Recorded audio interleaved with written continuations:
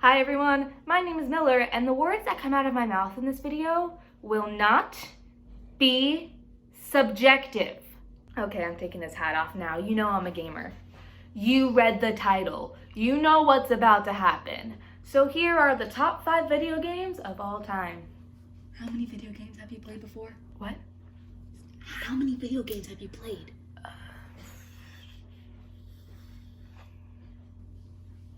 Oh my god. Okay, here's how this is gonna work. I'll give a brief rundown of the game. I'll explain what I like about it, what I don't like about it, and that's how the video is gonna go. Number 5 on the list is the SpongeBob plug-and-play video game. The reason why it's on the list is purely nostalgia-based. It's a shitty Mario Kart ripoff, but it's my shitty Mario Kart ripoff. Sorry, thought of the joke while I was editing. And it wasn't fun. It would always glitch. I just remember always playing it because it was like one of the only video games I had at home. But I did not have Mario Kart as a kid, so I had nothing to base it off of. My favorite part was SpongeBob and the car designs. It's one of those things, you know, when kids see a video game with characters that they like in it, they're like, I'm gonna love this game because SpongeBob's in it. And the cars are like Krabby Patties. Again, this is purely nostalgia based. I played this all the time as a kid and I loved it. But just remember, we're dealing with a very limited pool here, okay? Number 4, PictoChat. Or also known as, if you think this should be number 1 at the list, you're an art major now and you're depressed. Sorry, I don't make the rules. My favorite part was the communication, the rainbow pen, the fact that you could draw penises and send it to your friends without your parents knowing. Need I say more? My least favorite part, or probably the reason why it's not higher up on the list, is the fact that it's a one-trick pony. It's just a messenger app. That's it. Conclusion. Again, you're an art major if you love this game. All right, top 3, we're getting into some high-tier video games. Number 3, Nintendogs. This is basically the game where you can take care of up to 3 dogs, love them unconditionally, unless you spot another one in the pound that's cuter. So you kill them? No, that's not right. My favorite part of the game were those competitions, because you know your girl was competitive as shit when she was little. And also the walks, where then you would also be able to pick up their poop. Riveting stuff, I know. This game allowed me to get out any of my tiger mom energy that I would have carried with me when I got married and had kids. Like, if these puppies would not go through those fucking hoops or maneuver their way through those pole things, let's just say those puppies would not be eating the next day. My least favorite part of the game is the guilt of negligence. It's been 10 years, guys. Are they okay? In conclusion, this is the game where you play with puppies until you get bored and ignore them for a decade. Number 2 on the list, which is a game that I think everyone can agree is pretty fucking rad.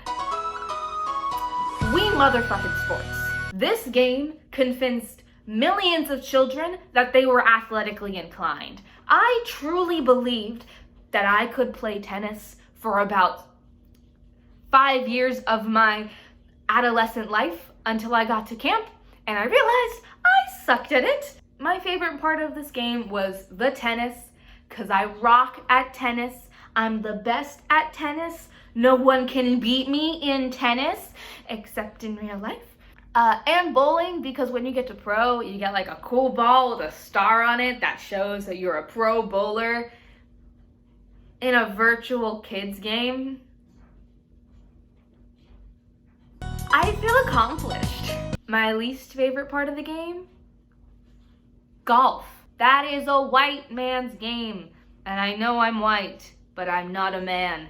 And I don't like the game. And there's just too much grass for my liking. I'm allergic to grass, and I don't care if it's virtual or not. I'm not getting near that. Was golf in the game? Or am I just complaining about something that actually never existed? Now, before we move on to the best game of all time, I'm gonna throw in a couple of honorable mentions. First up is a Flash game, but it still slapped, Fire Boy and Water Girl. Not to be confused with Shark Boy and Lava Girl, which I'm not saying I ever did. I have very fond memories of using the arrow keys and the WASD keys with me and my siblings and trying to pass all the levels on that stupid Flash game. Ugh, amazing memories, 10 out of 10. Only reason why it's not on the list is because it's a Flash game. Another honorable mention, Minecraft. Oh, yeah, Minecraft, what? The only reason why it's not on the list is because I have some repressed PTSD from when my friend burned down my entirely pink wool house. Last, and certainly not least, our number one video game of all time is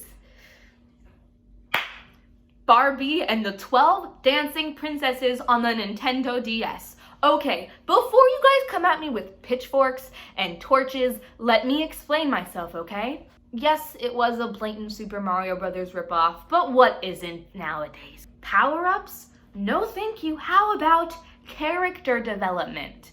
Yes, that's right. You collect different powers from different sisters as you progress in the game. We love a multi-layered protagonist who learns lessons throughout the whole game.